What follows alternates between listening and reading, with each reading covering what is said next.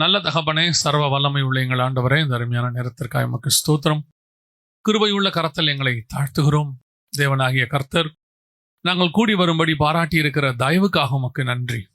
உடைய பாதப்படியிலே உட்கார்ந்து எடுபடாத நல்ல பங்கை தெரிந்து கொள்ள கொடுத்த சந்தர்ப்பத்திற்காக உமக்கு நன்றி. உடைய வேதத்தின் மகத்துவங்களை காணும்படி எங்கள் கண்களை திறந்தருளும் ஆண்டவரே. ஆவியானுடைய சத்தத்தை கேட்கும்படி எங்கள் காதுகளை திறந்தருளும் ஆண்டவரே. உடைய நாமம் மகிமைப்படுவதாக, நீர் மாத்திரம் மகிமைப்படுவீராக. எங்கள் ஆண்டவர் இயேசு கிறிஸ்துவின் நாமத்தில் பிதாவே. அல்லேலூயா. உன்னத பாட்டின் புஸ்தகம் 3ஆம் அதிகாரம் 6வது வசனம். தூபஸ்தங்களைப் போல வனாந்திரத்திலிருந்து வருகிற இவர் யார்? உன்னத பாட்டின் புஸ்தகம் எதை குறித்து சொல்லப்படுகிறது என்றால், பழைய ஏற்பாட்டிலே சபைக்கும் தேவனுக்கும் உள்ளதான தொடர்பை குறித்து சொல்லுகிறது. குறிப்பாக மணவாளன் மணவாட்டி. இந்த மணவாளன் மணவாட்டி என்பது புதிய ஏற்பாட்டில் சபையையும் இயேசு கிறிஸ்துவையும் குறிக்கிறதான ஒரு வார்த்தை. இந்த உன்னத பாட்டில் 2 காரியம் அங்கே இருக்கும். நீங்கள் வாசிக்கும் பொழுது மணவாட்டியை பார்த்து வருகிற இவள் யார், வனாந்திரத்திலிருந்து வருகிற தன் நேசர் மேல் சாய்ந்து கொண்டு வனாந்திரத்திலிருந்து வருகிற இவள் யார் அப்படின்னு ஒரு கேள்வி இருக்கும். அதே நேரத்தில் 3:6 தூபஸ்தம்பங்களை போல வனாந்திரத்திலிருந்து வருகிற இவர் யார். இந்த இயேசு கிறிஸ்துவை குறித்து, அவரை குறித்து இந்த பழைய ஏற்பாட்டில் இந்த யார் என்ற கொஸ்டினோட நிற்கும். இவர் யாரு, இப்படி வராரு, இவர் யாரு அப்படின்னு சொல்லி. இயேசு கிறிஸ்து இதுவரைக்கும் ஒவ்வொருத்தருக்கும் ஒவ்வொரு விதமாய் தன்னை வெளிப்படுத்தி இருக்கிறார். ஒவ்வொரு விதமாய் அவர் வரும்பொழுதும் ஒவ்வொரு உறவின் முறையில் வருகிறார். அவர் ஒருத்தர் தான். நல்லா புரிஞ்சு கொள்ளுங்க. ஆஃபீஸ்க்கு நீங்கள் போகும்பொழுது உங்கள் ஆஃபீஸில் சொல்லுவாங்க, அக்கௌண்டன்ட் வராரு, இந்த மாதிரி ப்ரோக்ராமர் வராரு அப்படின்னு உங்களை பார்த்து சொல்லுவாங்க. அதே நீங்கள் வீட்டுக்குள்ளே வரும்பொழுது பிள்ளைங்கள் சொல்லுவாங்க, அப்பா வராரு அப்படின்னு சொல்லுவாங்க. அதே நேரத்தில் சொந்தக்காரங்க வீட்டுக்கு போகும்பொழுது உங்களுடைய சொந்தத்தை சொல்லி அவங்க சொல்லுவாங்க, இவர் வராரு அப்படின்னு. ஃப்ரெண்ட்ஸை பார்க்க போகும்போது ஃப்ரெண்ட்ஸ் சொல்லுவாங்க, அதோ என் நண்பன் வரான் அப்படின்னு சொல்லுவாங்க. ஒரே ஆள் தான். ஒவ்வொருத்தரும் அவர் வருகிறதை வைத்து, அவருடைய உறவின் முறையை வைத்து அவருடைய வருகையை அவர்கள் சொல்வார். எதற்காக சொல்லுகிறேன் என்றால், இயேசு கிறிஸ்து வருகிறதை குறித்து வேதாகமத்தில் பல காரியங்கள் இருக்கிறது. உங்களுக்கும் எனக்குமே இயேசு வரப்போகிறார், நாம் அதுக்கு தான் காத்திருக்கிறோம். வருகைக்கு காத்திருக்கிற ஜனங்களாக இருக்கிறோம். இதுவரைக்கும் இயேசு பல முறை வந்திருக்கிறார். அவர் ஒவ்வொரு முறை வரும்பொழுதும் இவர் யார், அவர் வருகிறதான நோக்கம் என்ன, அவர் வரும்பொழுது என்ன நடக்கும், இப்படி நம்ம நிறைய விஷயங்களை பார்க்கிறோம். அப்படி இயேசு கிறிஸ்துவானவர் கழுதையின் மேலும் கழுதையின் குட்டியின் மேலும் ஏறி வருகிறார். வரும்பொழுது அப்பொழுது அந்த பட்டணத்தில் இருக்கிறவர்கள் அவரை பார்த்து கேட்கிறார்கள், இவர் யார், இப்படி வருகிறாரே இவர் யார் என்று சொல்லி கேட்கிறார்கள். இது நீங்கள் மத்தியிலும் வாசிக்க முடியும், யோவானிலும் வாசிக்க முடியும். அப்படி வரும்பொழுது முதலாவதாக இயேசு மரியின் மேலும் மரியின் குட்டியின் மேலும் ஏறி வருகிறார் என்று சொல்லி நாம் பார்க்கிறோம். அப்படி வருகிற இயேசு கிறிஸ்துவை பார்த்து இவர் யார் என்று கேட்கும் பொழுது, அவர் யார், எதற்கு வருகிறார் என்கிறதான பதில் ரொம்ப முக்கியமாக இருக்கிறது. இப்போ இயேசு கிறிஸ்துவை பார்த்து இங்க கேட்கப்படுது இல்லையா, வருகிறவராகிய இவர் யார் அப்படின்னு கேட்கிறாங்க இல்லையா. அப்படி இருக்கும் பொழுது கவனியுங்கள், 21ஆம் அதிகாரம், மத்திய எழுதின சுவிசேஷம் 21ஆம் அதிகாரம் 10வது வசனத்தை வாசிங்க. அவர் எருசலேமுக்குள் பிரவேசிக்கையில் நகரத்தார் யாவரும் ஆச்சரியப்பட்டு இவர் யார் என்று விசாரித்தார்கள். இந்த யார் என்கிற கேள்வி எங்க வருது அப்படின்னு சொல்லி கேட்டீங்கன்னு சொன்னா, இப்போ இவர் எருசலேமுக்குள்ளே நுழையும் போது கேட்கப்படுகிறதான ஒரு கேள்வி. இதே கேள்விதான் உன்னத பாட்டிலும் கேட்கப்படுகிறது, இவர் யார் என்று கேட்கப்படுகிறது. இப்போ இவர் நகரத்துக்குள்ள நுழைகிறார், எருசலேமுக்குள்ள நுழைகிறாரு. மரியின் மேலும் மரியின் குட்டியின் மேலும் ஏறி வருகிறார். இவர் யாருங்கிறதுக்கு ஜனங்களுக்கு அங்கே பதில் ஒன்று சொல்லப்படுகிறது. அதற்கு ஜனங்கள் 11 வசனம், இவர் கலிலேயாவுடைய நாசரேத்திலிருந்து வருகிற தீர்க்கதரிசியாகிய இயேசு அப்படின்னு. இது சரியா? இப்போ அந்த கேட்ட கேள்விக்கு இது சரியா அப்படின்னு பார்த்தா அது சரியான பதில் அல்ல. ஏன்னா இயேசு கிறிஸ்து ஒரு தடவை கேட்கிறார், ஜனங்கள் என்ன யார் என்று சொல்லுகிறார்கள். ஒரு சிலர் சொல்லுகிறார்கள் உம்மை தீர்க்கதரிசி என்று, ஒரு சிலர் சொல்லுகிறார்கள் உம்மை எரேமியா என்று, யோவான் ஸ்நானகன் என்று, இப்படி சொல்றாங்க அப்படின்றாங்க. அப்ப அந்த பதில சாட்டிஸ்ஃபை ஆகாம இயேசு கேட்கிறாரு, நீங்கள் என்ன யார் என்று சொல்லுகிறீர்கள். அப்படியானால் இஸ்ரவேல் ஜனங்களுக்கு அவர் வரும் பொழுது, அந்த கழுதையின் மேலும் கழுதையின் குட்டியின் மேலும் ஏறி வரும் பொழுது இதே கேள்வி கேட்கப்படுகிறது. கேட்கப்படும் போது அவர்கள் சொன்ன பதில் கலிலேயாவிலிருந்து வருகிறதான தீர்க்கதரிசி. இது தப்பான பதில். அவர்களுக்கு சரியான பதில் சொல்லப்படவே இல்லை. அப்ப இதுக்கான சரியான பதில் எது, இவர் யார் என்கிற கேள்விக்கு சரியான பதில் எது அப்படின்னு நீங்க தெரிஞ்சுக்கணும்னா, சகரியாவின் புஸ்தகம் 9ஆம் அதிகாரம் 9வது வசனத்தை வாசி. சீயோன் குமார்த்தியே மிகவும் கலிகூறு, எருசலேம் குமார்த்தியே கெம்பீரி, இதோ உன் ராஜா உன்னிடத்தில் வருகிறார், அவர் நீதியுள்ளவரும் ரட்சிக்கிறவரும் தாழ்மையுள்ளவரும் கழுதையின் மேலும் கழுதை குட்டியாகிய மரியின் மேலும் ஏறி வருகிறவருமாயிருக்கிறார். இந்த தீர்க்க தரிசனம் அங்கே உரைக்கப்படுகிறது. இயேசு வருகிறதான இந்த தீர்க்க தரிசனம் உரைக்கப்படுகிறது. அந்த வசனத்தை திருப்பி வாசிங்க பார்ப்போம். சியோன் குமார்த்தியே ஆ. மிகவும் கலிகூறு, ஆ. எருசலேம் குமார்த்தியே கெம்பீரி, ம். இதோ உன் ராஜா உன்னிடத்தில் வருகிறார். யார் அவரு? ராஜா. உன் ராஜா உன்னிடத்தில் வருகிறார். இப்ப இவங்க என்ன கேட்டாங்க? இவர் யார்? அப்ப அவங்க என்ன பதில் சொன்னாங்க? கலிலேயாவிலிருந்து வரக்கூடியதான நகரத்தார் யாவரும் அதற்கு ஜனங்கள் இவர் கலிலேயாவிலிருந்து நாசரேத்திலிருந்து வந்த தீர்க்கதரிசி ஆகிய இயேசு. அப்ப இன்னைக்கு வருகிறவர் என்று யாரை அவரை பார்க்கிறார்கள்? முதலாவது இயேசு வந்தபோது அவர்கள் அவர் யார் என்று பார்க்கிறார்கள்? தீர்க்கதரிசியாக பார்க்கிறார்கள். இஸ்ரவேல் ஜனங்களுக்கு தெரிய வேண்டும். அது இஸ்ரவேல் ஜனங்கள் கேட்கிற கேள்வி. ஒரு கூட்டத்துக்கு மட்டும் தெரிகிறது யூதருக்கு ராஜா என்று சொல்லி. ஆனால் பெரும்பான்மையான ஜனங்களுக்கு தெரியவில்லை அவர் யார் என்று சொல்லி. இப்ப வசனம் சொல்லுகிறது சகரியாவின் புஸ்தகத்துல, உன்னுடைய ராஜா உன்னிடத்தில் வருகிறார். இஸ்ரவேலர்களுக்கு கர்த்தர் எப்படி வந்தாராம்? ராஜாவாக வந்தார். அதனாலதான் இயேசு கிறிஸ்து வந்த உடனே அப்பொழுது இருக்கக்கூடியதான யோவான் எழுதின சுவிசேஷம் 1ஆம் அதிகாரத்தில் வாசிக்கிறோம். அவர் யார் அப்படி என்று சொன்னபோது அவர் சொல்லுகிறார், உலகத்தின் பாவத்தை சுமந்திருக்கிற தேவாட்டுக்குட்டி எல்லாம் சொல்லிட்டார். சொல்லிட்ட பிறகு பிலிப்பு அல்லது அந்திரேயா இவங்க எல்லாம் போய் கேட்கிறாங்க. அப்ப இயேசு சொல்றார், வந்து பாருங்கள். வந்து பார்த்த உடனே அந்திரேயா சொல்றாரு, இவர் மேசியா. பிலிப்பு போய் பார்த்துட்டு சொல்றாரு, அவர் மேசியாவை கண்டோம். நாத்தான்வேலையும் அதே சொல்றாங்க. பிலிப்பு போய் சொன்ன உடனே நாத்தான்வேல்கிட்ட கேட்கிறாரு. நாத்தான்வேல் சொல்றாரு, நாசரேத்துல இருந்து நன்மை தோன்றுமோ? உடனே பிலிப்பு சொல்றாரு, வந்து பார். போய் பார்த்த உடனே நாத்தான்வேல் சொல்றாரு, இயேசு பேசின உடனே அவர் சொல்றாரு, நீ தேவனுடைய குமாரன், மேசியா. அப்படியானால் இயேசு கிறிஸ்துவை பார்த்தபோது அவர் யார் என்பதை கண்டுபிடிக்க வேண்டியது மிக முக்கியம். சரியான முறையில் கண்டுபிடிக்க வேண்டியது மிக முக்கியம். இஸ்ரவேல் ஜனங்கள் அதை தவற விட்டு விட்டார்கள். காரணம் என்ன? அவர்கள் அதை தீர்க்கதரிசியாய் பார்த்தார்கள், தச்சனின் குமாரனை பார்த்தார்கள், மரியாளின் மைந்தனாய் பார்த்தார்கள்.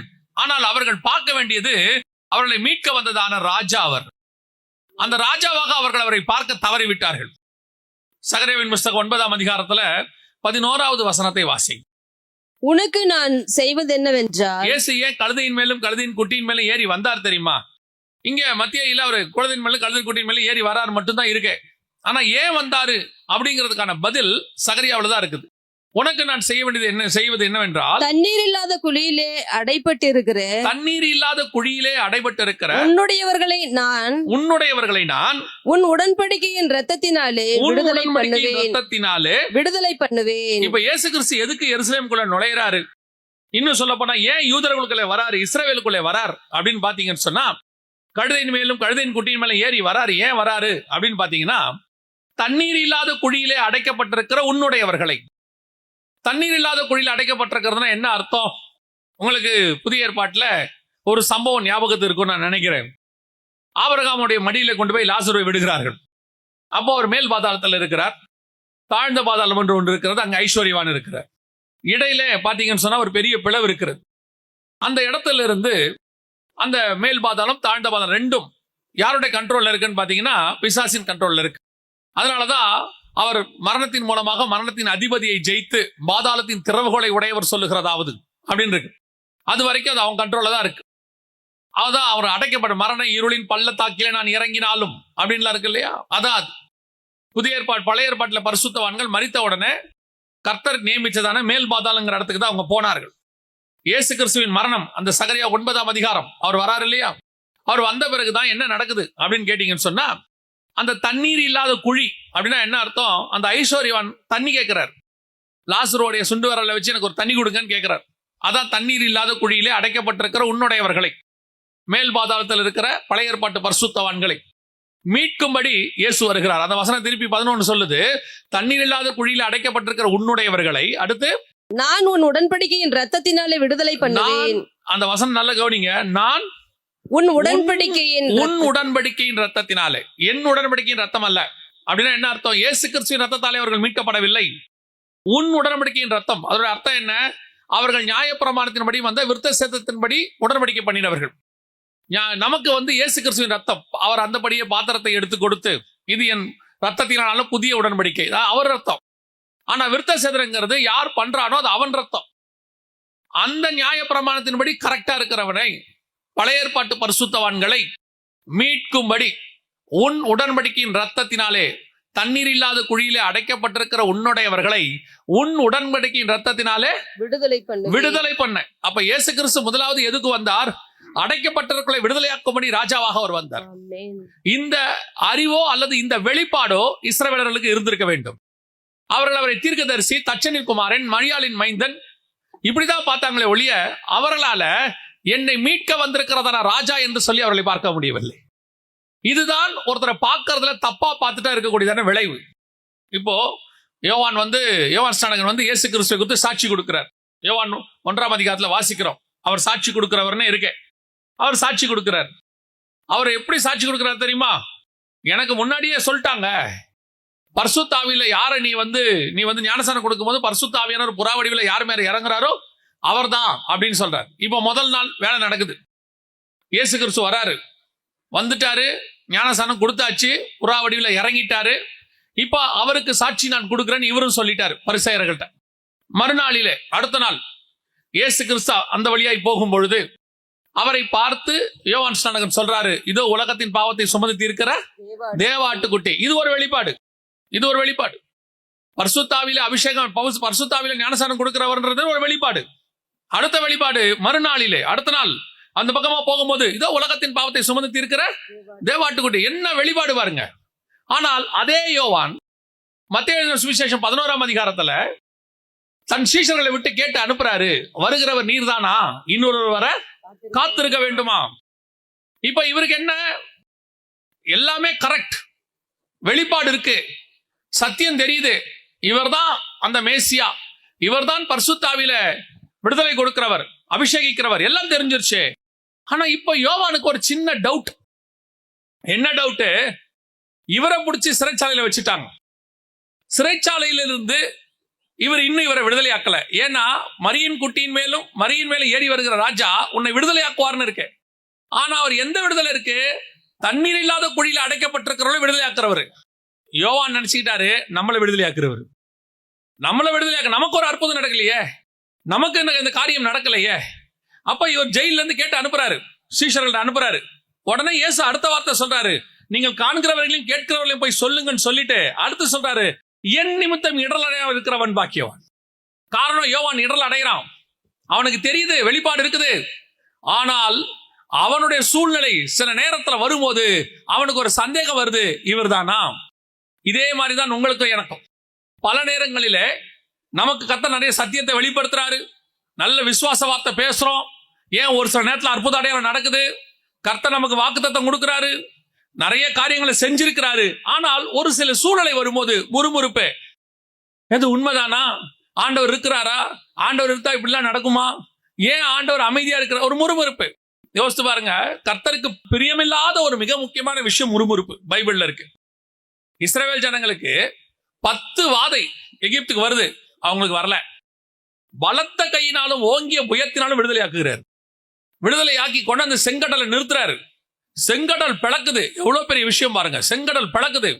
அதே செங்கடல்ல பார்வோன் சாவுறாரு, அதையும் பாக்குறாங்க, அவங்களே தான் பாட்டு பாடுறாங்க, மிரியான் தலைமையில பாட்டெல்லாம் நடக்குது. அப்படி அற்புத அடையாளங்களை 10 அற்புதம், செங்கடல் பிளக்குது, எல்லாத்தையும் பாக்குறாங்க. ஆனால் வசனம் சொல்லுது 16ஆம் அதிகாரத்துல யாத்திராகமத்துல அவர்கள் முறுமுறுத்தார்கள். 1 கொரிந்தியர் 10 சொல்லுது, அவரிடத்துல கர்த்தர் பிரியமா இருக்கவில்லை. எவ்வளவு காரியத்தை செய்யற, ஒரு சூழ்நிலை வரும்போது, ஒரு சின்ன பிரச்சனை வரும்போது உடனே முறுமுறுப்பு, உடனே கர்த்தரை பார்த்து ஒரு வார்த்தை. சில நேரத்துல பாத்தீங்கன்னு சொன்னா முறுமுறுப்பு எப்படி இருக்கும் தெரியுமா? என்னத்தை போங்க, சர்ச்சுக்கு போய் ஒரு பிரயோஜனம் இல்லை. உன்னை சர்ச்சுக்கு ஆண்டவர் கூட்டு வந்தது நரகத்துல இருந்து விடுதலையாக்கி கூட்டிட்டு வந்திருக்கிறார். எத்தனையோ பேருக்கு கிடைக்காத வெளிப்பாடு உங்களுக்கு கிடைச்சிருக்குது, இயேசுவே மெய்யான தேவன். யோசிச்சு பாருங்க, எத்தனை விஞ்ஞானிகளுக்கு இது கிடைக்கல, எத்தனை படிச்ச பிலாசபர்ஸ்க்கு கிடைக்கல, பெரிய பெரியதான பணக்காரனுக்கு கிடைக்கல, எவ்வளவு பெரிய டேலண்ட் உள்ளவனுக்கு கிடைக்கல. ஆனால் ஒண்ணுமில்லாத உங்களுக்கு எனக்கு கர்த்தர் தம்மை வெளிப்படுத்தினார். வெளிப்படுத்தி அவர்தான் தேவனுடைய குமாரன். அவர் சொல்றாரு, நீர் உலகத்தில் வருகிறாங்க தேவனுடைய குமாரன். வேதம் சொல்லுது, பரலோகம் உனக்கு இதை வெளிப்படுத்தினது. பிதா ஒருத்தனுக்கு வெளிப்படுத்தாமல் அது வெளிப்பாடு வராது. அப்ப அந்த பிதா வெளிப்படுத்துற லிஸ்ட்ல நீங்களும் நானும் இருக்கிறோம். அப்போ பரலோகத்தினுடையதான தெரிந்து கொள்ளப்படுதல் இருக்கிறோம். அதனாலதான் இயேசுவை தேவன்னே தெரிஞ்சுக்கிட்டோம், நம்மளை அழைச்சு கொண்டு வந்தாரு, இத்தனை வருஷம் நடத்தி இருக்கிறாரு. நடுவில் ஏற்படக்கூடிய சின்ன சின்ன பிரச்சனை, வரக்கூடியதான ப்ராப்ளம், ஒரு சூழ்நிலை, கடிந்து போகிறது கடினமான சூழ்நிலை தான் கடந்து போறது. ஆனா என்ன சொல்றோம், உடனே ஒரு முறுமுறுப்பு வந்துருது வாழ்க்கையில. என்ன நடக்குதுன்னே தெரியல, ஏன்னா இப்படி எல்லாம் நடக்குதோ தெரியல, ஆண்டவர் இருக்கிறாரா இல்லையானே தெரியல. என்னென்ன கேள்வி, என்னென்ன முறுமுறுப்பு. ஆண்டவர் சொல்றாரு, என் நிமித்தம் இடரல் அடையாது இருக்கிறவன். உன்னை இதுவரைக்கும் ஜீவனோட பார்த்த ஆண்டவர் ஒரு சூழ்நிலைக்குள்ள நடத்துவாரு. அதான் இப்பவுமே வேதம் சொல்லுது, இடுக்கனான வாசல் வழிதான் பிரவேசிக்கணும். உலகத்தில் உங்களுக்கு உபத்திரவம் உண்டு, அப்படிதான் பைபிள் சொல்லுது. சில சூழ்நிலைகள் வாழ்க்கையில வரும், எல்லாமே அப்படியே ஒன்னும் பர்ஃபெக்டாலாம் இருக்காது, எல்லாம் நடக்கத்தான் செய்யும். எல்லா சூழ்நிலையும் கிராஸ் பண்ண வேண்டிதான் வரும். ஆனால் ஒன்று மட்டும் சொல்லணும், வருகிறவர் நீர்தானாங்கிற சந்தேகம் வரவே கூடாது. எனக்கு கர்த்தர் நீர்தான் சொல்லி இருக்கிறாரு. என்ன நீர் விடுதலை ஆக்கினாலும் சரி, விடுதலை ஆக்காவிட்டாலும் சரி, நீர் தேவன் என்பதில் எனக்கு எந்த விதமான சந்தேகம் இல்லை. அழகா சொல்லுவாங்க சாத்ராக் மேஷாக் ஆபேத்நேகோ, அழகா சொல்லுவாங்க, அவர் எங்களை விடுதலை விடுவித்தாலும் சரி, விடுவியாமல் போனாலும் சரி, நீ சொன்ன பொற்சிலையை நாங்கள் வணங்குறதில்லை. இதுதான் முதலாவது. இஸ்ரவேல் ஜனங்கிட்ட இருந்த இடரல் இது. அவங்க ஒவ்வொரு சூழ்நிலையிலும் இடர ஆரம்பிச்சுட்டாங்க. நல்லா வருவாங்க, திடீர்னு சாப்பாடு இருக்காது, மன்னா இருக்காதுன்னு கிடையாது, அதுக்கு கூட காரணம் இருக்குது. பாருங்க, அவங்க 1ஆம் மாசம் 14ஆம் தேதி புறப்படுவாங்க, 2ஆம் மாசம் 15ஆம் தேதி தான் அவங்களுக்கு சாப்பாடு இருக்காது. ஏன்? அது வரைக்கும் என்ன பண்ணிட்டு இருந்தாங்கன்னா, அவங்க கிட்ட சாப்பாடு இருந்துச்சு, எகிப்துல இருந்து கொண்டு வந்த மாவு அவங்க கிட்ட இருந்துச்சு, அதை வச்சுக்கிட்டு ஓட்டிக்கிட்டு இருந்தான். இவன் நினைச்சா 3 நாள் 4 நாள்ல என்ன செஞ்சிடலாம், கானான் தேசத்துக்கு போயிடலாம், இதை வச்சு அட்ஜஸ்ட் பண்ணிடலாம் அப்படின்னு இவரு சுத்தி விட்டாரு. அப்படியே சுத்தி போயிட்டு வாங்க அப்படின்னு 1 மாசம் ஆச்சு. முடிஞ்ச பிறகு பார்த்தா மாவும் இல்லை, எண்ணெயும் இல்லை, எதுவும் இல்லை. இப்ப முறுமுறுப்பு வருது. இப்போ அவன் என்ன செஞ்சிருக்கணும், முறுமுறுக்க வேண்டாம். மோசே கிட்ட போய், மோசே பிள்ளைங்க எல்லாம் சாப்பாடு இல்லாம இருக்கு, கர்த்தர்கிட்ட இருந்து சாப்பாடு வாங்கி கொடுங்கன்னா கொடுக்க போறாரு. அவ்வளவு அற்புதம் செஞ்ச ஆண்டவர் ஒரு சாப்பாடு கொடுக்க மாட்டாரா? இப்போ ஒரு முறுமுறுப்பு, எங்களை கொன்று போடவா வந்தீர். இப்ப சாப்பாடு கிடைச்சிருச்சு, அடுத்து தண்ணி. சரி, தண்ணி கிடைச்சிருச்சு, அடுத்து நான் வெஜிடேரியன். அடுத்தடுத்து கேட்டுக்கிட்டே இருக்கான் பாருங்க. நம்மளும் அப்படித்தான் பல சூழ்நிலைகள்ல அடுத்து அடுத்து அடுத்து ஒண்ணு கிடைச்சா நம்ம திருப்தி ஆக்குறதே கிடையாது. குழந்தை இல்ல ஆண்டவர் குழந்தை கொடுத்துருவார். அப்புறம் பாஸ்டர் கிட்ட சொல்றது, குழந்தை நடக்கவே மாட்டேங்குது பாஸ்டர், நல்ல வேகமா நடக்க சொல்லி. அப்புறம் பாஸ்டர் ஜோம் பண்ணுவார், குழந்தை நல்ல வேகமா நடக்கும். அப்புறம் சொல்றது, அடங்கவே மாட்டான் பாஸ்டர், ஓடிக்கிட்டே இருக்கான். இவங்க தான் நடக்கலன்னாங்க, அப்புறம் இவன் தான் ஓடிக்கிட்டே இருக்காங்கிறாங்க. அப்புறம் ஓடிக்கிட்டே இருப்பா. அப்புறம் சொல்லுவாங்க, எங்க பிள்ளைங்க எல்லாம் வாடகை வீட்டுல இருக்கு, ஒரு சொந்த வீடு இருந்தா நல்லா இருக்கும். அப்புறம் சொந்த வீடு கிடைச்சிரும். அதுக்கப்புறம் குழந்தை வளர்ந்துரும், அதுக்கு ஒரு கல்யாண கணிச்ச பார்த்தா நல்லா இருக்கும். இப்ப கல்யாணம் ஆயிரும், அடுத்து அதுக்கு ஒரு குழந்தை பிறந்தா நல்லா இருக்கும். அப்புறம் குழந்தை பிறந்துரும், நடக்கவே மாட்டேங்குது. திருப்பி திருப்பி திருப்பி திருப்பி முறுமுறுத்தல் இருந்துட்டே இருக்கும். அடுத்து அடுத்து அடுத்து ஜப குறிப்புக்கு முடிவே கிடையாது. ஆண்டவர் பார்க்கிறார். சில சூழ்நிலைகள்ல கர்த்தரை நம்மளை நடத்துறதுக்கு காரணம் அதுதான். அந்த சூழ்நிலைகள் நீ முறுமுறுக்கிறீங்களா, இல்ல அந்த சூழ்நிலைகள்ல என்ன நடந்தாலும் சரி கர்த்தர் என் பட்சத்தில் இருக்கிறார், அவர் என்னை விடுதலையாக்க வல்லமை உள்ளவராய் இருக்கிறார், நான் இடரல் அடைய மாட்டேன், மறுதளிக்க மாட்டேன், முறுமுறுக்க மாட்டேன். அப்படி ஒரு சூழ்நிலை வரணும், அப்படி ஒரு ஆவிக்குரிய வளர்ச்சி வரணும். இஸ்ரவேல் ஜனங்கள் ஏன் இயேசுவை இழந்துட்டாங்க தெரியுமா? அவங்க அவரை ராஜாவாக பார்க்காம தீர்க்கதரிசி, தச்சனின் மகன், மரியாளின் மைந்தன் இப்படியே பார்த்துக்கிட்டு இருக்கான். அவன் பார்க்க வேண்டிய பார்வை என்ன? என்னை விடுதலையாக்குகிற ராஜா வந்திருக்கிறார், என்னை விடுதலையாக்குற ராஜா வந்திருக்கிறான்னு அவன் பார்த்துட்டானா அவனுக்கு விடுதலை தானாய் வரும். அல்லேலூயா. 2வது நீங்க வாசிச்ச வசனம் வாசிங்க. உன்னத பாட்டின் புஸ்தகம் 3ஆம் அதிகாரம் 6வது வசனம் வாசி. உன்னத பாட்டு 3:6 வாசி. வெள்ளை போலத்தினாலும் சாம்பிராணியினாலும் வர்த்தகருடைய சகலவித கந்தப்பொடியினாலும் உண்டாகிய வாசனை வீசி தூபஸ்தம்பங்களைப் போல் வனாந்திரத்திலிருந்து வருகிற இவர் யார்? தூபஸ்தம்பம்னா என்ன? தூபஸ்தம்பம் போல் வனாந்தரத்தில் வருகிற இவர் யார்? தூபஸ்தம்பம்னா என்ன? தூபஸ்தம்பம், அதுக்கு பேர் ஸ்தம்பம்னா தூண். தூபம்னா அதுல இருந்து வரக்கூடிய புகை, சாம்பிராணியில இருந்து வரக்கூடிய புகை.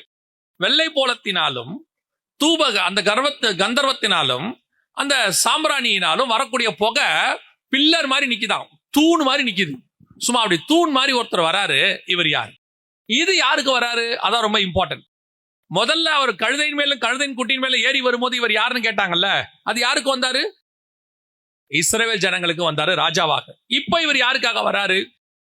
தூபஸ்தம்பத்தை போல வெள்ளை போலத்தினாலும் அந்த சாம்பிராணியினாலும் அந்த வாசனையான கந்தர்வங்கள் அதனாலும் வரக்கூடிய அப்படி தூண் மாதிரி நிக்கிறாராம், ஸ்டெடியா நிக்கிறாரு.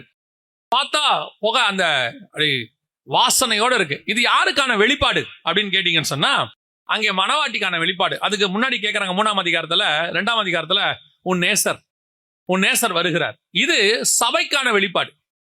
கழுதையின் மேலும் கழுதையின் குட்டி மேல ஏறி வர்றது இஸ்ரவேலுக்குரிய வெளிப்பாடு. அவங்களுக்கான ராஜா வராரு, தண்ணீர் இல்லாத குழியில அடைக்கப்பட்டவர்களை விடுதலையாக்க வராரு, அது அவர்களுக்கானது.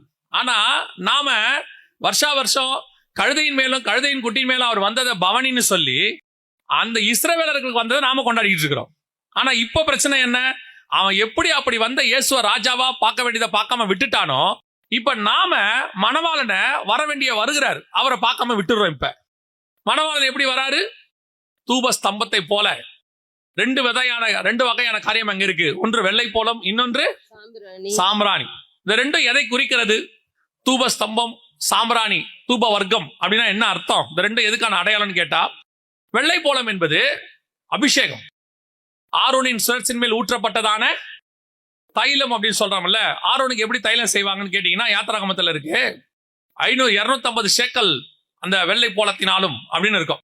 வெள்ளை போலங்கிறது தலைமையில ஊத்தப்படுற அபிஷேக தைலத்தினுடையதான வாசனை. சங்கீதம் சொல்லும், ராஜாவுக்கு வெள்ளை போல வாசம் அவர் மேல இருக்கும் அப்படின்னு இருக்கு. இந்த வெள்ளை போலங்கிறது இயேசுக்கான அவர் மேல இருக்கிற அபிஷேகத்துக்கான அடையாளம். வெள்ளை போலம்னா என்ன உங்களுக்கு ஈஸியா புரியறதுக்கு சொல்றேன். இப்ப நீங்க பாடிக்கெல்லாம் சென்ட் அடிக்கிறீங்களா, பெர்ஃபியூம், பாடி ஸ்ப்ரே எல்லாம் அடிக்கிறீங்களா, அதுல மிக முக்கியமான ஒரு இன்கிரீடியன்ஸ் சொல்லுவாங்க, மிக முக்கியமான ஒரு பொருள் யூஸ் பண்ணுவாங்க, மூலப்பொருள். அப்படின்னா என்ன கேட்டீங்கன்னா மிர்ரு அப்படின்னு சொல்லுவாங்க. இங்கிலீஷ்ல பாத்தீங்கன்னா அந்த வசனத்துக்கு மிர்ருன்னு தான் இருக்கு, மிர்ன்னு சொல்லுவாங்க. மிர்னா என்னன்னா வாசனையாதே திராவியம். அப்படி நல்ல ஸ்மெல் பாடி ஸ்ப்ரே எல்லாத்துக்கும் நீங்க யூஸ் பண்றீங்க. என்னைக்காவது அந்த சென்ட்டை பாடி ஸ்ப்ரேவை உங்க வாயில் அடிச்சிருக்கீங்களா? அது டேஸ்ட் என்னன்னு தெரியுமா? உங்க சென்ட் டேஸ்ட். அப்ப கவனிச்சுக்கொள்ளுங்க, அந்த சென்ட், அந்த பெர்ஃபியூமோடைய வாசனை நல்ல வாசனை, ஆனா அதோடைய சுவை என்னது? கசப்பு. இப்ப இயேசு கிறிஸ்து பாருங்க, சிலுவையில தொங்கும் போது காடியை கலந்து எதோட கலந்து கொடுத்தாங்களா? வெள்ளை போலத்தோடு கூட கலந்து கொடுத்தாங்களாம். கசப்பான காடியோட இன்னும் வெள்ளை போலத்தையும் கலக்கிறான், கலந்து கொடுக்கிறான். அது எதை குறிக்கிறது? அவர் அனுபவிக்க போற பாடு, சாட்சியின் வாசனை, கஷ்டம், உபத்திரவம், அவர் சிலுவை சுமக்கணும் எல்லாம் இருக்கு. அதுக்கு நடுவுல அது வாசனை வீசும். வசனம் சொல்லும், அந்த வசனத்தை வாசிங்க பார்ப்போம்.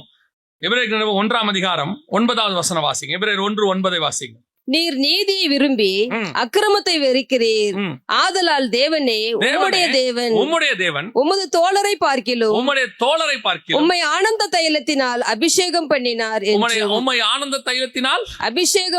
அபிஷேகம் பண்ணினார் என்று. அப்ப பிதாவாகிய தேவன் என்ன பண்றாரா? இயேசு ஆனந்த தைலத்தினால அபிஷேகம் பண்றாராம். இந்த ஆனந்த தைலனா அபிஷேகம் அப்படின்னா என்னங்க அர்த்தம்? இன்னொரு வசனத்தை சேர்த்து வாசித்துருங்க, அப்ப சேர்த்து சொன்னா உங்களுக்கு புரியும். எபிரேயர் நிருபம் 12:2 வாசி. அவர் தமக்கு முன் வைத்திருந்த சந்தோஷத்தின் பொருட்டு அவமானத்தை எண்ணாமல் சிலுவையை சகித்து தேவனுடைய சிங்காசனத்தின் வலது பாரிசத்தில் வீற்றிருக்கிறார். அவர் என்ன பண்ணாராம்? தனக்கு முன்பாக வைக்கப்பட்ட சந்தோஷம், அதுக்கு பேர் தான் ஆனந்த தைலம். இந்த தைலத்தை ஊத்துறாங்க, அது கசப்பு, அது உபத்திரவம், பாடு, ஆனா அது எனக்கு ஆனந்த தைலமா இருக்கு, நான் அதை சந்தோஷமா ஏத்துக்கிறேன். வசனம் சொல்லுது, தனக்கு முன்பாக வைக்கப்பட்ட சந்தோஷத்தின் நிமித்தம் அவர் அவமானத்தை ஏற்றுக்கொண்டார், பாடுகளை ஏற்றுக்கொண்டார், சிலுவை எடுத்தார். எது அவருக்கு முன்னாடி வச்ச சந்தோஷம்? எது ஆனந்தம் அவருக்கு? இந்த பாடையும் இந்த உபத்திரவத்தையும் நான் சகிச்சேன்னா என்னுடைய ஜனங்கள் மீட்கப்படுவார்கள்.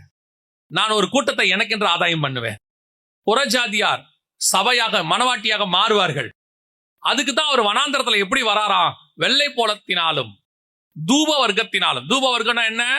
வெளிப்படுத்தின விசேஷம் 5ஆம் அதிகாரம் 8ஆம் வசனம் வாசிங்க. அந்த புஸ்தகத்தை அவர் வாங்கின போது அந்த 4 ஜீவன்களும் 24 மூப்பர்களும் தங்கள் சுரமண்டலங்களையும் பரிசுத்தவான்களுடைய ஜெபங்களாகிய தூப வர்க்கத்தால் நிறைந்த. தூப வர்க்கம் என்ன அர்த்தம்? ஜெபங்கள். இப்போ ஒரு பக்கம் உபத்திரவம், ஒரு பக்கம் ஜெபத்துக்கு முடிவு, அதாவது பதில் கொடுக்கிறவர். ஜெபத்தை கேட்கிறவரே மாம்சமான யாவரும் உம்மிடத்துல வருவார்கள். எல்லா ஜெபங்களுக்கும் பதில் கொடுக்கிறவர் வராரு. அது வரைக்கும் 4000 வருஷமா பண்ற ஜெபம், இனி பண்ண போற ஜெபம் எல்லாத்துக்கும் முடிவு வருது. நீங்க யோசிச்சு பாருங்க, ஜெபத்தை மட்டும் எடுத்துக்கிட்டீங்கனாலே பலிபீடத்துக்கிட்ட ஒரு குரூப் கேக்குது, எது வரைக்கும் எங்களுக்கு உபத்திரவத்து, எது வரைக்கும் எங்கள் ரத்தத்துக்கு பழி வாங்காமல் இருப்பீர், அதுக்கு ஒரு பதில் இருக்கு. இப்ப நாம இவ்வளவு உபத்திரவத்துக்கு நடுவுல கத்தரை தேடிட்டு இருக்கோம், அதுக்கு ஒரு பதில் இருக்கு. எல்லாத்துக்கும் பதில் கொடுக்கிற ஒரு ஒருத்தர் வரார். ஆனா எப்படி வராரு? வெள்ளை போலம் போல வராரு. உபத்திரவத்துக்கு நடுவுல அவ்வளோ உபத்திரவத்தை ஏற்றுக்கொண்டு, சிலுவை ஏற்றுக்கொண்டு, அவமானத்தை ஏற்றுக்கொண்டு, இவ்வளவுக்கு நடுவுல அவர் எப்படி வராராம்? வனாந்தரத்துல இருந்து வரார். வனாந்தரம் என்பது கடினமான பாதை. அதுக்கு நடுவுல தான் இயேசு வரார். எதை பார்க்க வரார்? மனவாட்டியை பார்க்க வரார். உங்களை எண்ணி பார்க்க வந்தாரு. யூதர்களை பார்ப்பதற்கு கழுதையின் மேலும் கழுதையின் குட்டியின் மேலும் ராஜாவாக வந்தவர் உங்களை என்னையும் பார்ப்பதற்கு வனாந்தரத்துல உபத்திரவத்தோடு கூட பாடுகள் மத்தியிலே நம்மை சந்திக்கும்படி வந்தார். அவர் வரும்போதே அப்படிதான் வந்தார். இயேசு பிறக்கும் போதே சொல்றாங்க, உலகத்தின் பாவத்தை சுமக்கிறவர் ரட்சகர் பிறந்திருக்கிறார். அவரை தூக்கி கையில வச்சுக்கிட்டு சிமியோன் சொல்றாரு, புறஜாதியருக்கு ஒளியாகவும். அப்ப அவர் இயேசு வரும்போதே நம்மை மீட்கிறதுக்கான வந்தாரு. ஆனா வழி வனாந்திரம், வழி வெள்ளை போலம், கஷ்டம், உபத்திரவம், அவமானம், நிந்தை, சிலுவை எல்லாத்தோடு கூட இயேசு வந்தார். அப்ப மணவாட்டி அவரை எப்படி பார்க்கணும்? இப்ப மணவாட்டி எப்படி பார்க்கணும்? அவரை பார்க்கும் போதே தெரியணும் நமக்கு, இவர் மணவாளனாக பார்க்கணும். இப்ப பாருங்க, ரெபேக்காள் ஈசாக்க பார்க்க வராங்க. ஆதியாகமத்தின் புத்தகம் 24ஆம் அதிகாரத்துல 65வது வசனம் வாசிங்க. ஊழியக்காரனை நோக்கி, அங்கே வெளியிலே நமக்கு எதிராக நடந்து வருகிற அந்த மனிதன் யார் என்று கேட்டாள். வெளியிலே நமக்கு எதிராக நடந்து வருகிற அந்த மனிதன் யார் என்று கேட்டால், அவர் எங்க இருந்து வராரு பாருங்களேன். அதுக்கு முந்தின வசனம் வாசிங்க. ஈசாக்கு சாயங்கால வேளையிலே தியானம் பண்ண வெளியிலே போயிருந்து. வெளியில என்ன தெரியுமா? தியானம் பண்ணபடி வெளியில் போயிருந்து. வெளியில என்ன தெரியுமா? ஒரு ஊரை நீங்க 3ஆ பிரிப்பீங்க நியாயமா. ஃபர்ஸ்ட் ஊரு, சிட்டி, உள்ளுக்குள்ள இருக்கிறோம் நாம. அப்புறம் வயல், வெளியே வயலுக்கு போறோம். அதை தாண்டி இருக்கு பாத்தீங்களா, அது பேர் தான் வெளி. அதனாலதான் வயல் வெளின்னு நம்ம சொல்லுவோம். நார்மலா சொல்லும் போது எப்படி சொல்றோம்? வயல்வெளி. வயல்வெளினா என்ன அர்த்தம்னா, இப்போ ஊர் இருக்கு, நம்ம ஊருக்குள்ள இருக்கிறோம். விவசாயம் பண்றவங்க என்ன பண்ணுவாங்கன்னா, அதை தாண்டி வேலைக்கு வெளியே போவாங்க, அதுக்கு பேரு வயல். அதையும் தாண்டி ஒண்ணு இருக்குல்ல, வயலெல்லாம் தாண்டி முள்காடு ஒண்ணுமில்லாம ஒண்ணு இருக்குல்ல, அதுக்கு பேர் தான் என்னது? வெளி. அப்ப ஈசாக்கு எங்க போயிருக்கிறாரு? எல்லாத்தையும் தாண்டி வெளியே போயிட்டார். ஊரை விட்டுட்டு, வயலை விட்டுட்டு, அதையும் தாண்டி வெளியே போயிட்டார். அவர் தியானம் பண்ணும்படி வெளியில் போயிருந்து. வாசிங்க. தன் கண்களை ஏறெடுத்து பார்த்தபோது. அப்போ இவர் எங்க இருக்கிறாரு? ஊரெல்லாம் விட்டுட்டு ஒரு வனாந்தரத்துல இருக்கிறார், வெளியே இருக்கிறார். ஊரை விட்டுட்டு, வயலை விட்டுட்டு வெளியே இருக்கிறார், வனாந்தரத்துல. அந்த வனாந்தரத்துல இருந்து வருகிற அவரை பார்த்து 65வது வசனம். ஊழியக்காரனை நோக்கி, ஈசாக்கை பார்த்து ஊழியக்காரனை நோக்கி, அங்கே வெளியிலே நமக்கு எதிராக நடந்து வருகிற அந்த மனிதன் யார்? அதுதான் இங்க உன்னத பாட்டுல கேட்கப்படுது. வனாந்தரத்திலே வருகிற இவர் யார்? ரெபேக்காள் பார்த்து கேட்டாங்கல்ல ஈசாக்க, அந்த வெளியிலே வருகிற அந்த மனிதன் யார்? இதே கேள்விதான் உன்னத பாட்டு 3:6 கேட்கப்படுகிறது. வனாந்தரத்திலே வருகிற அவர் யார்? இப்ப இவர் எங்க? லகாய்ரோயி துறவு வழியா வராரு. இவர் வெள்ளை போலமும் கந்தர்வும் அந்த தூப வர்க்கத்தோடு கூட வருகிறார். அப்ப இந்த மணவாட்டிக்கு வர்றவர் யாருன்னு தெரியணும், அப்படி தெரியலையா, அந்த ஊழியக்காரனை கேட்கணும், அந்த மனிதன் யார், வருகிறவர் யார். இன்னைக்கு நீங்கள் நான் இயேசுவை எப்படி பார்த்துட்டு இருக்கிறோம்? மணவாளனா பார்க்கல. சபை தன்னை தேடி வருகிற அவரை வெள்ளை போலத்தோட வராரு, அவர் கந்தரகத்தினால வராரு, தூப வர்க்கத்தினால வராரு, அந்த எண்ணம் நமக்கு இல்ல. இப்ப நாம எப்படி பார்த்துக்கிட்டு இருக்கிறோம்? இயேசுவ ராஜாவா பார்த்துக்கிட்டு இருக்கிறோம். எப்படி பார்க்கிறோம்? யூதர்கள் ராஜாவா பார்க்க வேண்டியவன் ராஜாவா பார்க்கல, தீர்க்கதரிசியா பார்த்தான், தச்சனின் மகனா பார்த்தான். ஆனா இப்ப நாம அவரை ராஜாவா பார்த்துக்கிட்டு இருக்கிறோம். ஒரு சர்வ வல்லமை உள்ள தேவன், மாற்றுக்கிறதே கிடையாது. ஆனா உங்களுக்கு எனக்கு அவர் யாரு? ஒரு ஜனாதிபதி இருக்கிறாரு, இல்ல இவங்க இருக்கிறாங்கன்னு வச்சுக்கோங்களேன். ஒரு உதாரணத்துக்கு நான் சொல்றேன். ஒரு நாட்டுக்கு ட்ரம்ப் இருக்கிறாரு, அல்லது புதின் இருக்கிறாரு வச்சுக்கோங்களேன். அவர் அந்த நாட்டுக்கு ராஜா அவருக்கு. ஆனா அவர் மனைவிக்கு அவர் யாரு? அவர் கணவர். அந்த ஊரே அவர் என்னன்னு சொல்லும்? ஜனாதிபதி, பிரதமர் அப்படி சொல்லுவாங்க. ஆனா அவர் மனைவி என்ன சொல்லுவாங்க? என் கணவர். அதே தான் சொல்றேன், அவர் சர்வ வல்லமை உள்ள ராஜா, மாற்றுக்கிறதே கிடையாது. ஆனால் உங்களுக்கும் எனக்கும் அவர் மணவாளனாக இருக்கிறார். இந்த தொடர்பு தான் ரொம்ப இம்பார்ட்டன்ட். இந்த வியூ கிடைக்கணும் நமக்கு. இப்ப யோசிச்சு பாருங்க, அந்த மணவாளனை சந்திக்க நம்ம போறோமே. இப்போ ரெபேக்காள் முக்காடிட்டு கொண்டு இவர் வருகிறவர் யார்? உடனே ஒட்டகத்தை விட்டு இறங்குறாங்க, போய் அவரை பணிந்து கொள்றாங்க. அவர் கூடாரத்துக்கு கூட்டிட்டு போயிட்டார். அப்ப அந்த கேட்டு தெரிஞ்சுக்கிட்டு அவருக்கு ஏத்த மாதிரி போனாதான் கூடாரத்துக்குள்ள போக முடியும். இப்ப வருகிறவர் யாரு நமக்கு தெரியாட்டி, நமக்கு அவர் மணவாளன்னு தெரியாட்டி, மணவாளனை சந்திக்க மணவாட்டியா தானே போனோம். இப்போ மாப்பிள்ளை ரெடியா இருக்கிறாரு. எப்பவுமே கல்யாணத்துல யார் தான் முதல்ல ரெடியா இருப்பா? மாப்பிள்ளை தான் ரெடியா இருப்பார். அவர் எப்பவுமே ரெடி. மணவாளன் எப்பவுமே எப்படிதான் இருக்கிறாரு? ரெடியா தான் இருக்கிறாரு. மணவாட்டி தான் என்ன ஆகும்? லேட்டா ரெடி ஆகும். கடைசியா அதான். இப்பவும் அதான். மணவாளன் பிதாவின் வலது பரிசுல 2000 வருஷமா உட்காந்துருக்காரு. அவர் ரெடி. இது இன்னும் மணவாட்டி ரெடி ஆகல, இன்னும் பரிசுத்த அலங்காரம் முடியல, சபை இன்னும் ரெடி ஆகல. அப்ப இந்த மணவாளனை பார்க்கும்போது மணவாட்டி எப்படி போனோம்? மணவாட்டிக்குரிய வஸ்திரத்தோட போனோம். எஸ்தர் ராஜாவை பார்க்கும்போது எப்படி போனாங்களா? ராஜ வஸ்திரம் தரித்து கொண்டு. அந்த அதிகாரம் வாசிங்களேன், ரொம்ப அழகா கரெக்டா இருக்கும்.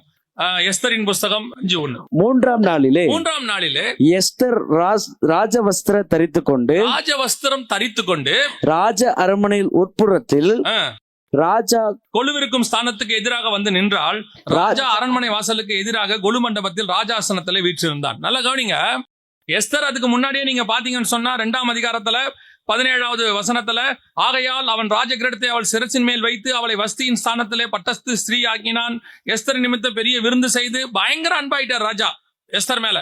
அதனால எஸ்தர் ராஜாவை பார்க்கும் போது இஷ்டத்துக்கு போலாமா, எப்படி வேணாலும் போலாமான்னா போக முடியாது. ராஜா பிரியமா இருக்கிறாரு, ராஜா நேசிக்கிறாரு, என்ன சிங்காசனத்துல உட்கார வச்சுக்கிறாரு கூட, எல்லாம் உண்மை. என் தலையில கிரீட வச்சுட்டாரு, அத்தனையும் உண்மை.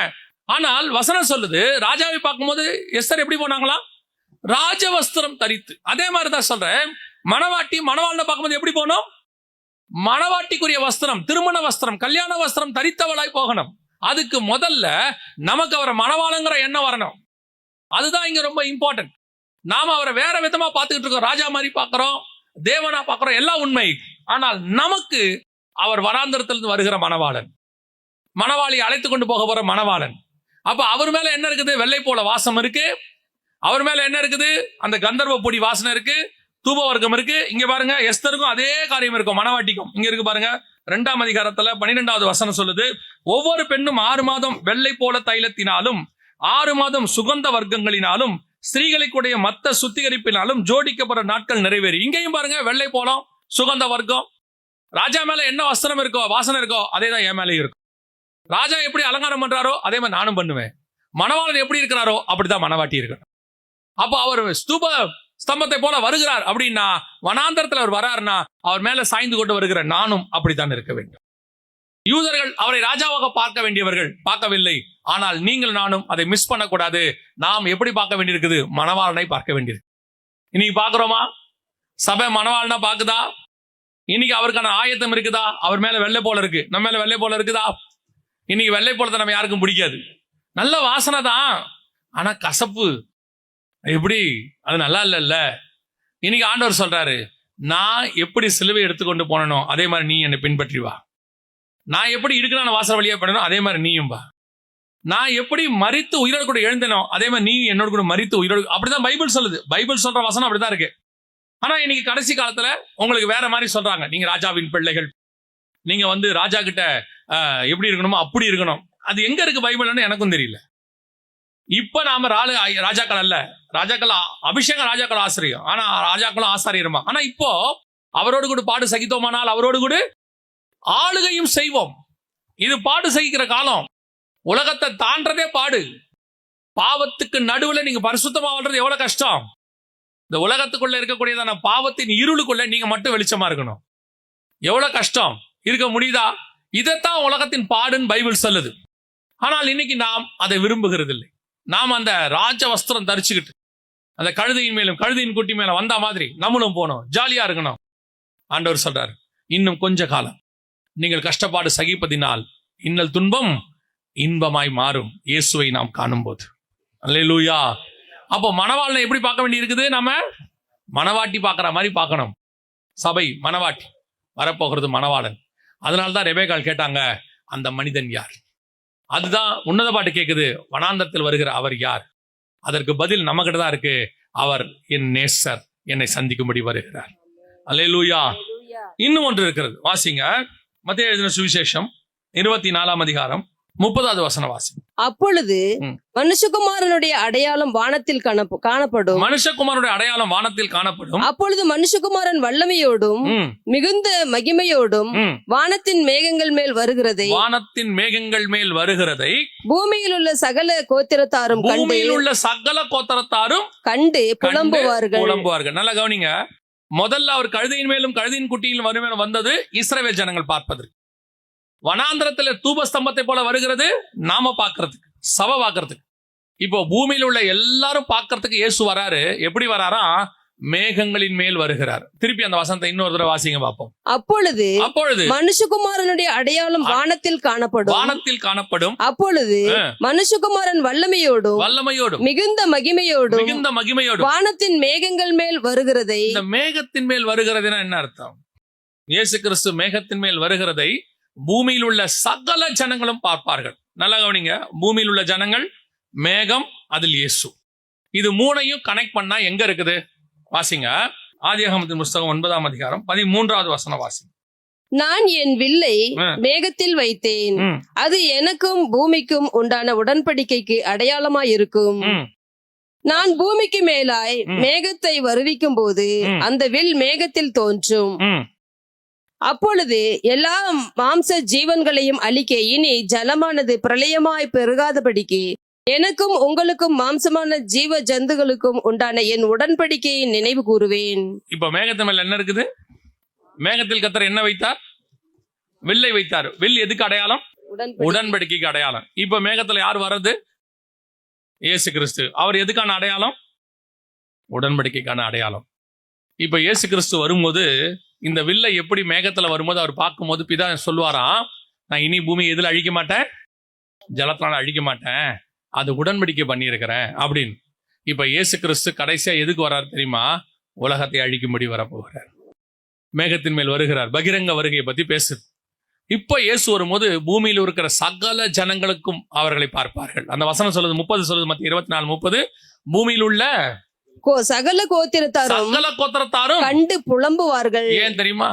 இந்த இயேசுவை தான் இத்தனை நாள் சொன்னாங்களே, இத்தனை நாள் இந்த இயேசுவை பத்தி பேசினாங்களே, கடைசியா இவர் தான் இப்ப நம்மளை காப்பாத்த போறாரு. கண்டு புலம்புவார்கள். ஏன்? அது அடையாளம், அது உடன்படிக்கைக்கான அடையாளம். இஸ்ரவேல் ஜனங்களுக்கு அது நியாயப்பிரமாணம், நமக்கு சுயாதீன பிரமாணம். நியாயப்பிரமாணத்தின் முடிவும் சுயாதீன பிரமாணத்தின் ஆரம்பமும் உடன்படிக்கை பெட்டி இயேசு. அந்த உடன்படிக்கைக்கு அடையாளம் யாரு? இயேசு. அந்த மேகத்துல வில் வைக்கப்பட்ட மாதிரி இங்க மேகத்துல இயேசு வைக்கப்பட்டிருக்கு. இப்ப இவர் வருவாரு, எல்லாரும் அவர் கண்டு புலம்புவாங்க, ஐயோ இயேசு வராரு. ஆனால் என்ன தெரியும் தெரியுமா? அந்த வசனத்தை வாசிக்கும் போது ஏன் அவர் மேகத்துல வச்சாரு? அங்க மேகத்துல வில்ல பார்க்கும் போது பிதா நினைப்பாராம், ஐயோ இந்த உலகத்தை அழிக்க கூடாது நம்ம அப்படின்னு. இப்ப பாருங்க, இவ்வளவு பொறுமையா ஆண்டவர் இருக்கிறாரு. சபை எடுத்துக்கொள்ளப்படுது. 7 வருஷம் உபத்திர காலம். அக்கினிக்கு இரையாய் பூமி வைக்கணும். 2 பேதுரு புஸ்தகம் 3ஆம் அதிகாரம் 10வது வசனம் சொல்லுது, கர்த்தருடைய நாள் இரவிலே திருடன் வருகிற விதமாய் வரும். அப்பொழுது வானங்கள் மடமடவென்று அகன்று போகும், பூதங்கள் வெந்து உருகி போகும், பூமியும் அதுள்ள கிரியைகளும் எரிந்து அழிந்து போகும். அந்த நேரத்துக்கு தான் இயேசு வரார். 1000 வருஷ அரசாட்சி தொடங்குறதுக்கு முன்னாடி வரார். ஆனா வரும்போது இயேசு மேகத்துல அப்படி வரார். எதுக்கு தெரியுமா? அதுதான் தேவனுடைய அன்பு.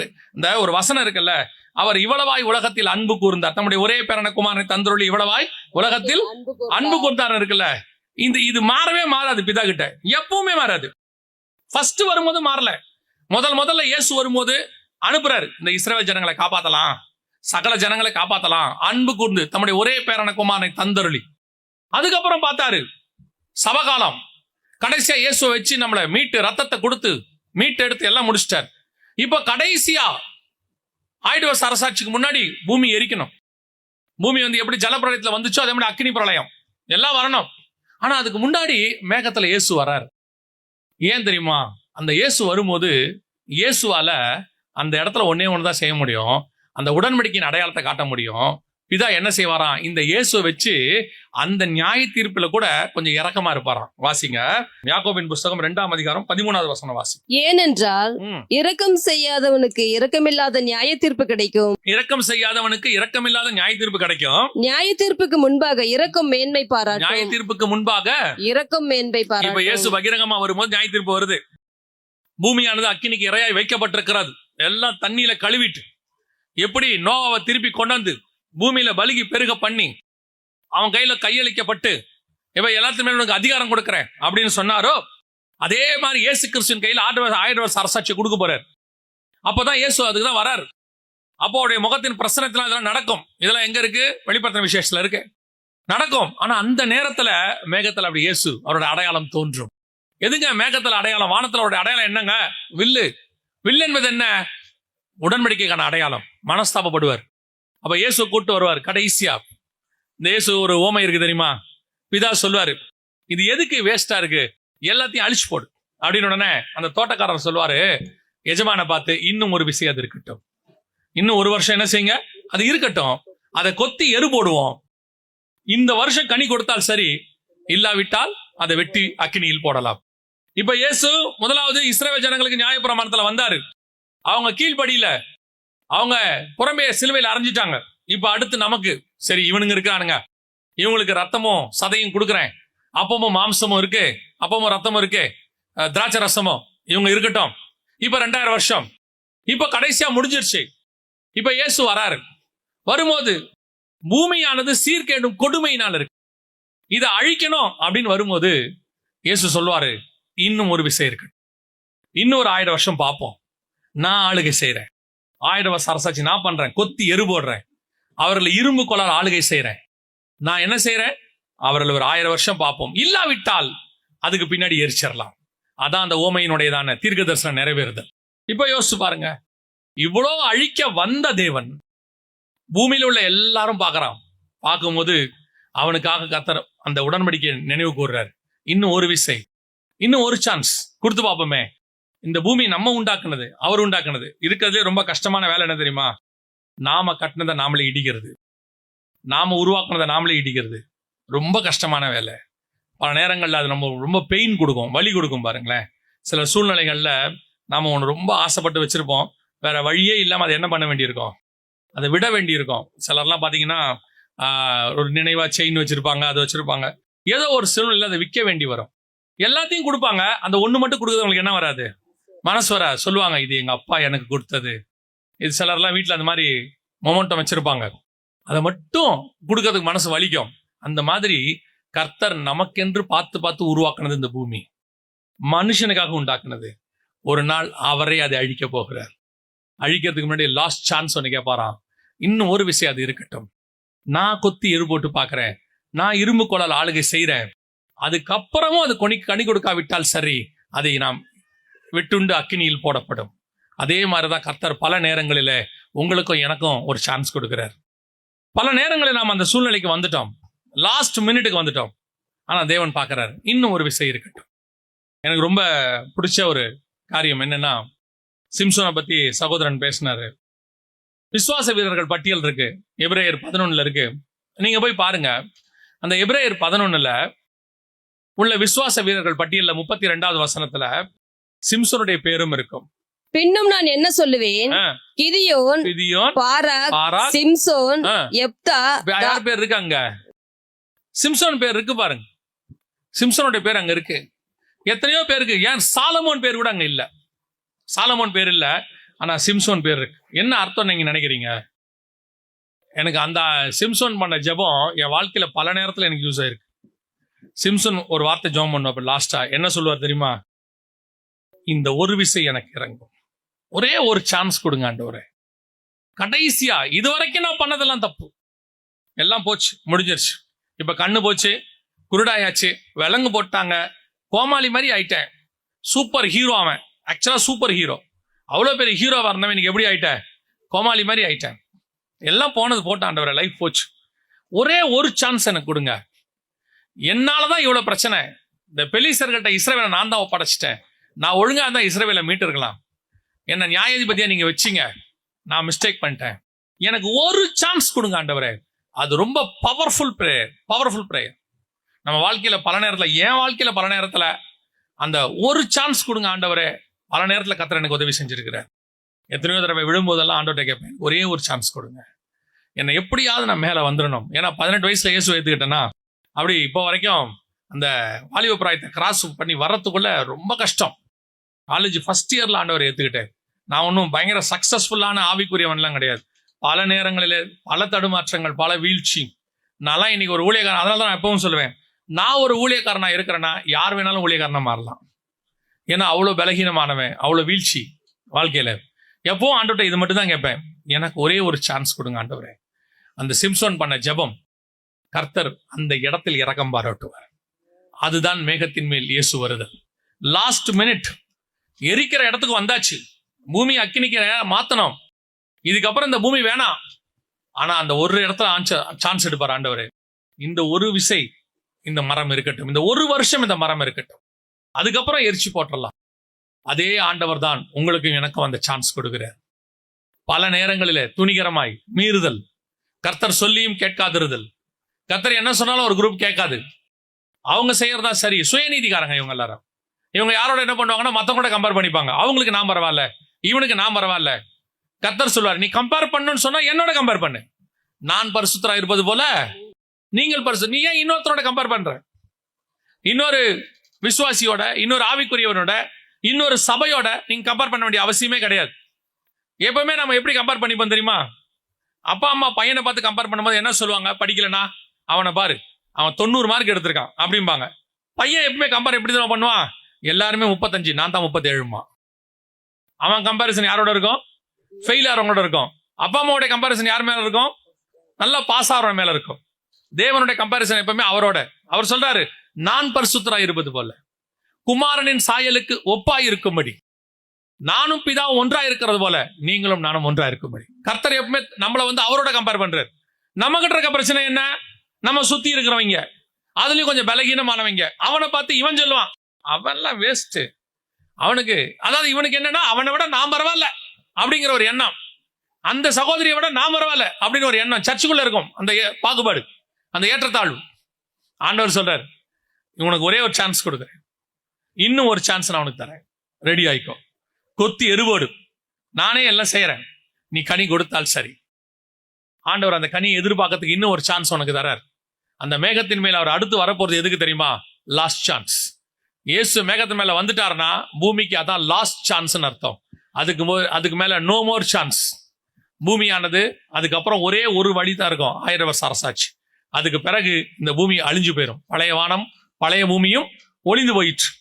அந்த பழைய வானம் பழைய பூமி ஒளியறதுக்கு முன்னாடி இருக்கிற லாஸ்ட் சான்ஸ் தான் இயேசு மேகத்தின் மேல் வருவது. இன்னைக்கு உங்களுக்கு எனக்கும் மணவாளனா வருகிறவர் நாளைக்கு அவர்களுக்கும் கடைசி சான்ஸாக வரப்போகிறார். யாருக்கு? மீட்கப்படாமல் இருக்கிற பூமியில் உள்ள கடைசி ஜனங்களுக்கு. இன்னும் ஒன்னு கடைசியா சொல்லி முடிக்கிறேன், வாசியுங்கள். வெளிப்படுத்தின விசேஷம் 19ஆம் அதிகாரம் 15வது வசனம் வாசி. புறஜாதிகளை வெட்டும்படிக்கு அவருடைய வாயிலிருந்து கூர்மையான பட்டயம் புறப்படுகிறது. இருப்பு கோலால் அவர்களை அரசாளுவார். அவர் சர்வ வல்லமையுள்ள தேவனுடைய உக்கிர கோபமாகிய மதுவுள்ள ஆலையை மிதிக்கிறார். அதான் லாஸ்ட் ஃபைனல். இயேசு எப்படி வரா தெரியுமா? வசனம் சொல்லுது, குதிரையின் மேல் வருகிறார். 1000 வருஷ அரசாட்சியோடைய ஃபைனல் ஸ்டேஜ். இனி அவர்களை வாயின் பட்டயத்தால் கொன்று போடுவார். 1000 வருஷ அரசாட்சி முடியும் போது இனி பூமியானது முழுவதுமாக ரிமூவ் பண்ணப்படும். பழைய வானம் பழைய பூமி எல்லாம் போயிடும்.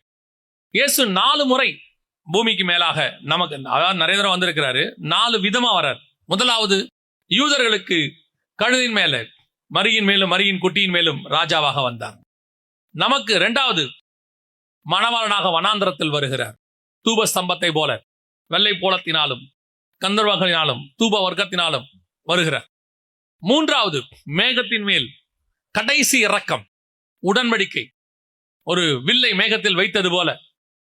ஆனா அதான் வேதம் சொல்லும், நியாய தீர்ப்பிலே இறக்கம் மேன்மை பாராட்டும். லாஸ்ட் சான்ஸ், கடைசியாக நீதியுள்ள நியாயாதிபதியாக. இனி எல்லாம் முடிஞ்சிடும், ஃபைனல் ஸ்டேஜ். அதுக்கப்புறம் பூமி இருக்காது. இப்ப யோசிச்சு பாருங்க, இந்த ஒவ்வொரு ஸ்டேஜ்லயும் ஒவ்வொரு கூட்டம் அவரை சந்திக்குது. அங்க கழுதையின் மேல வரும்போது இஸ்ரவேல் சந்திச்சு, வனாந்தரத்துல வரும்போது நீங்கள் நானும் சந்திக்கிறோம், மணவாளனை சந்திக்கிறோம்.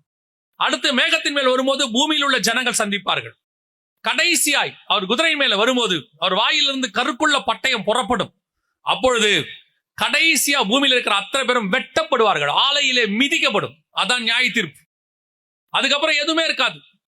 இப்ப நமக்கு இஸ்ரவேல் ஜனங்களுக்கு சான்ஸ் முடிஞ்சிருச்சு. அவங்களுக்கு திருப்பி இறக்கம் இருக்கா? அது அவருக்கும் தேவனுக்கும் அவங்களுக்கும் உள்ளது.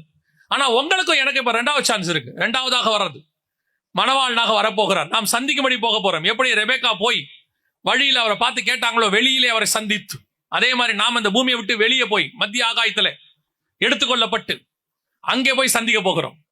எப்படி ஈசாக்கு ரெபேக்கால தாயின் கூடாரத்தை கூட்டிட்டு போனாரோ, அதே மாதிரி நம்மள அவர் ஏற்கனவே நமக்காக உண்டாக்கி இருக்கிறதான அந்த வாசஸ்தலத்துக்கு கூட்டிட்டு போக போறார்.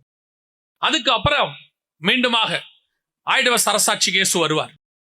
அப்பொழுது மேகங்கள் மேல் வரும்பொழுது பகிரங்க வருகை, அது கடைசி சான்ஸ் உலகத்துக்கு, லாஸ்ட். இயேசு தேவனாகவே வரார். முதல்ல மாம்சத்துல வெளிப்பட்டார், இப்ப நம்மளை எடுத்துட்டு போறதுக்கு வராரு.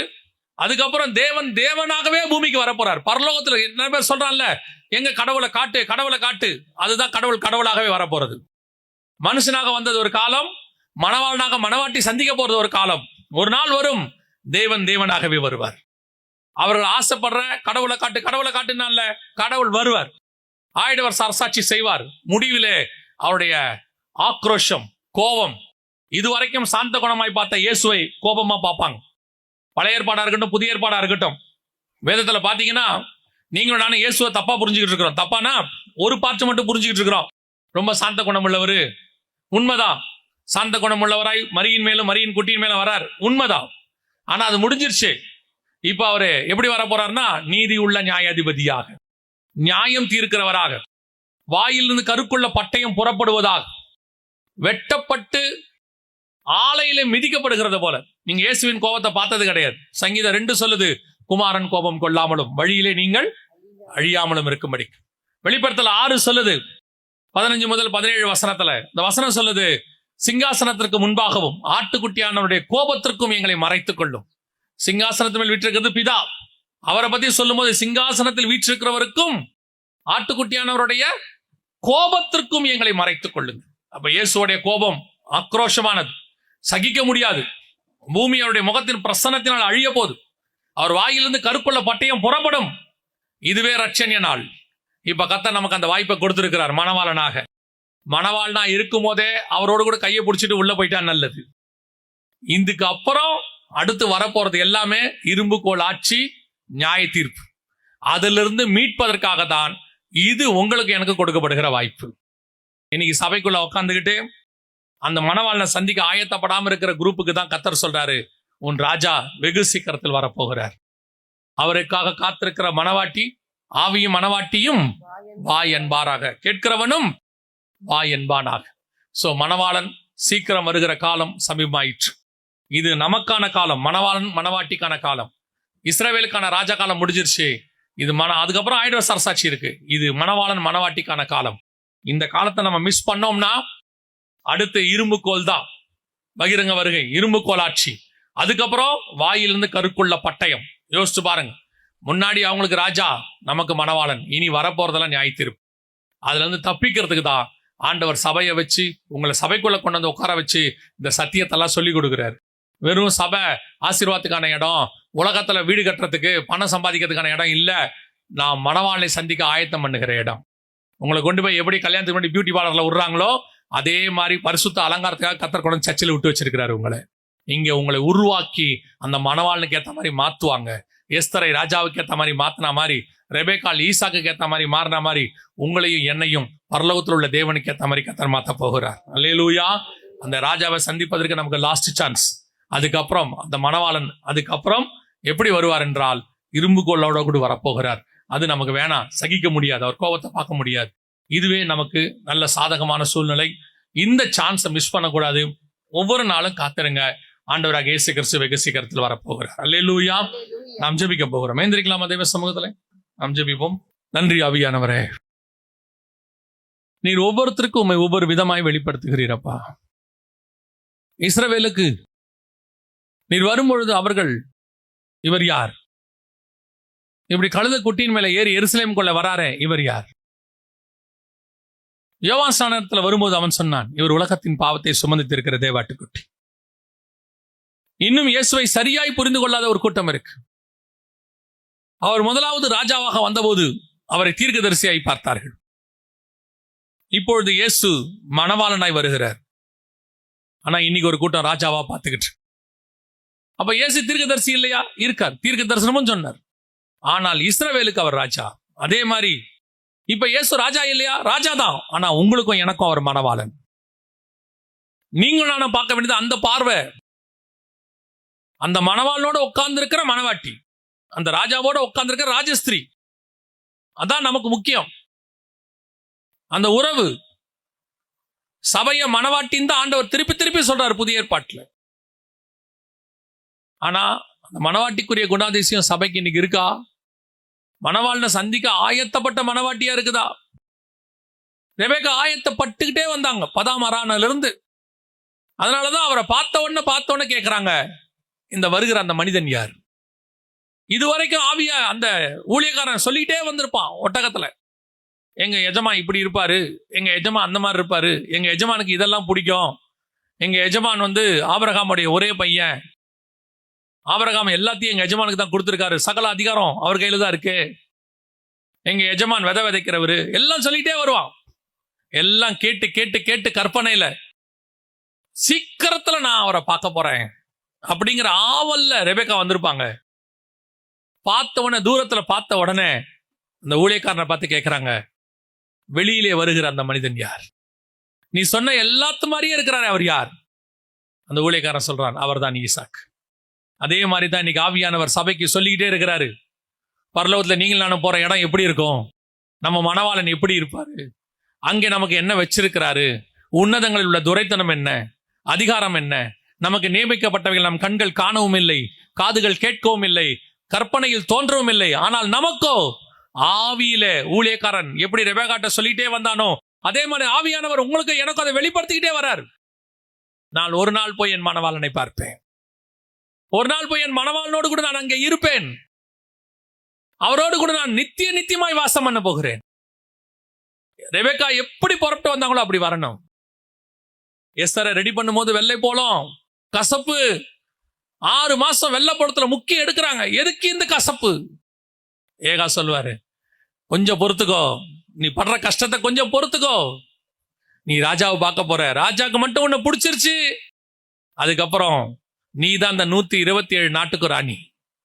அதே மாதிரிதான் கொஞ்ச காலம் இந்த பாடுகள் அதி சீக்கிரத்தில் நீங்கிவிடும். இந்த லேசான உபத்திரவம் கொஞ்சம் ராஜாவுக்காக, கொஞ்சம் மணவாளனுக்காக இந்த உபத்திரவம் பாடுகளை நீங்கள் சகித்து கொண்டால் ஒரு நாள் உங்களையும் என்னையும் கொண்டு போய் வலது பார்சத்தில் உட்கார வைப்பார். நான் ஜெயம் பெற்று பிதாவின் சிங்காசனத்தில் உட்கார்ந்தது போல உன்னையும் உட்கார வைப்பேன். எஸ்தரின் தலையில கிரீடம் வச்சது போல ஜெயம் கொள்கிறவன் எவனோ அவனுக்கு ஜீவ கிரீடத்தை தருவேன். எப்படி எஸ்தரை நேசித்தானோ ராஜா, அதே மாதிரி அவர் நித்தியமாய் நம்மை நேசிக்க போகிறார். இது எல்லாமே கர்த்தர் நமக்கு நியமிச்சது. அந்த சான்ஸ்குள்ள வந்துட்டோம். இன்னும் கொஞ்ச நாள் தான். காண்கின்ற உலகம் அழிந்துவிடும், காணாத பரலோகத்தை நாம் நாடுகிறோம். ஒப்பு கொடுப்போமா? அந்த ஆசை, அந்த விருப்பம், எண்ணம் எல்லாமே அந்த மணவாளனை நான் பார்க்க போகணும் அப்படிங்கிற எண்ணம் மட்டும்தான். அது மட்டும்தான் இருக்கணும். வேறொரு ஆசை எனக்கு இல்லை. உம்மை தவிர, உம்மை தவிர. பாட்டுக்காரர் சொன்னது போல நம்முடைய ஆசையெல்லாம் நீர்தான் ஐயா, என் ஆசையெல்லாம் நீர்தான் ஐயா. ஒப்பு கொடுப்போமா? உண்மையா இருதயத்தின் ஆழத்துல இருந்து உங்க கைய இருதயத்துல வச்சுக்கிட்டு ஆண்டோட சொல்லுங்க, என் ஆசையெல்லாம் நீர்தான் ஐயா, என் வாஞ்சையெல்லாம் நீர்தான் ஐயா, என் எண்ணம் எல்லாம் ஏக்கம் எல்லாம் நீர்தான் ஐயா. என் மணவாளனை என்று என் கண்கள் காணும். என்னைக்கு நான் அவரோடு கூட இருக்க போகிறேன்? இந்த உண்மையான வாஞ்சியா இருக்கிற மணவாட்டி தான் இந்த வருகையில போவான். உண்மையா வாஞ்சியா இருக்கிற சபதம் போகும். ஒப்பு கொடுப்போமா? நல்ல தகப்பனே, சர்வ வல்லமையுள்ள எங்கள் ஆண்டவரே, எப்போதும் உம்மை காண்போம், எப்பொழுதும் உம்மை நாங்கள் காண்போம். உம்மோடு கூட நித்தியமாய் வாசம் பண்ண எங்களுக்கு கிருபை தாங்க ஆண்டவரே. இந்த உலகம் எங்களுக்கு பாத்திரம் அல்ல, உலகத்தில் உள்ளவைகளும் பாத்திரம் அல்ல. என் எண்ணம் எல்லாம், என் ஏக்கம் எல்லாம் நீர் தான் ஆண்டவரே. உங்க நினைவு தான்ப்பா. எப்பவும் உங்களை நினைக்கிற நினைப்பு எங்களுக்குள்ள ஓடிட்டே இருக்கட்டும் ஆண்டவரே. உங்களுடைய சிந்தனை எங்களுக்குள்ள ஓடிட்டே இருக்கட்டும் ஆண்டவரே. உலகம் எவ்வளவுக்கு எவ்வளவு எங்களுக்குள்ள வராம இருக்குதோ அவ்வளவுக்கு அவ்வளவு நல்லது ஆண்டவரே. மணவாளனை வனாந்தரத்துல எதிர்பார்த்து காத்திருக்கிற மணவாட்டி போல நாங்கள் உண்மை எதிர்பார்த்து காத்திருக்கிறவர்களாக ஒவ்வொரு நாளும் இருக்க கிருபை பாராட்டும், ஆசீர்வதியும், வழி நடத்தும். இயேசு கிறிஸ்துவின் நாமத்தில் பிதாவே.